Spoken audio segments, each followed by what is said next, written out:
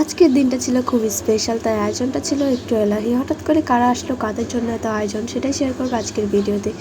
আজকে আমাদের বাসায় প্রায় 200 মানুষের জন্য বিরিয়ানি রান্না করা হবে, সেটার জন্য সকাল থেকেই চলছিল প্রস্তুতি। এখানে সকাল থেকেই সব জিনিসপত্র আনা হচ্ছিল, সেই সাথে গরুর মাংস কাটা হচ্ছিল। আর এখানে বাবুর্চিরা এসেই তো রান্না বসিয়ে দিয়েছে। এখানে যেহেতু অনেক মানুষের জন্য রান্না করা হবে, তাই সকাল সকালেই রান্নাটা শুরু করে দিয়েছিল। আর এখানে বিরিয়ানি রান্না করার জন্য যে গরুর মাংসটা ছিল সেটাকে কষিয়ে দিচ্ছিল। মশলাটাকে কষানোর পরে এখানে বেশ অনেকগুলো আলু দিয়েছে। যেহেতু আমরা বিক্রমপুরের মানুষ, আলু ছাড়া তো কথাই হবে না, তাই এখানে অনেকগুলো আলু দিয়েছে।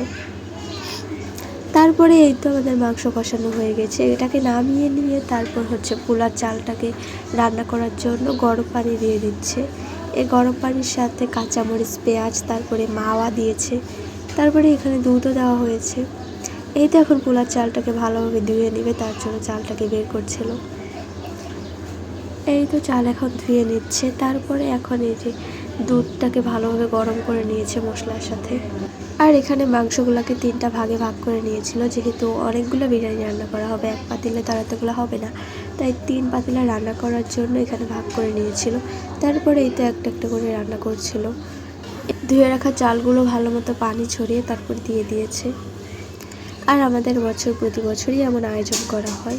আর এই তো আজকে আয়োজন যাদেরকে নিয়ে, তারা তো চলেই আসলো। ওনারা দেশের বিভিন্ন জায়গা থেকে প্রতি বছরই আমাদের বাসায় আসে। একটা ওয়াজ মাহফিলের মতো অনুষ্ঠান হয় আমাদের বাসায় প্রতি বছরই। তো একটু তাদের জন্য এখানে ফল, তারপরে শরবত, এগুলো রেডি করা হচ্ছিল, তারা আসলেই যেন খেতে দিতে পারে। তারপর আমি গিয়েই দেখি যে বিরিয়ানি রান্নাটা ওইদিকে হয়ে গিয়েছে। এই তো সবগুলো এখানে সাজিয়ে নিয়েছে একসাথে। এখন সবাইকে খাবার দাবার দেওয়া হবে।